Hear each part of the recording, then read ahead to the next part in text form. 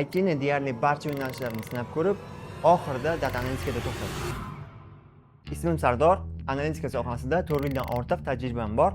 O'zi universitetda IT yo'nalishida o'qiganman, ya'ni barcha yo'nalishlarni o'zimda sinab ko'rdim. Lekin menga noodatiy, mantiqiy fikrlash va ma'lumotlar bilan ishlash yoqqanligi uchun aynan data analitikani tanladim. Va bugun orqaga qarab, tanlovim to'g'ri bo'lganligini ishonch bilan ayta olaman. Men mahalliy va xalqaro yirik kompaniyalarda, misol uchun Akfa Holding, PepsiCo kabi kompaniyalarda o'z faoliyatimni olib borganman va hozirda esa Asaka Bank kompaniyasida biznes analitik lavozimida faoliyat olib boraman.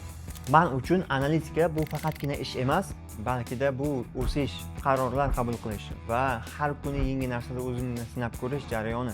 Eng muhimi, qanday kasb tanlashingizdan qat'iy nazar, qilgan qarorlaringiz to'g'riligi va shu tanlagan kasbingizda doimiy rivojlanishni tanlash. Shu 4 yildan ortiq yig'ilgan tajribalarim asosida Qalam Education bilan birgalikda to'laqonli data analitika kursini tayyorladik. Agar sizga qiziq bo'ladigan bo'lsa, izohlarda plus belgisini qoldiring, biz siz bilan aloqaga chiqamiz.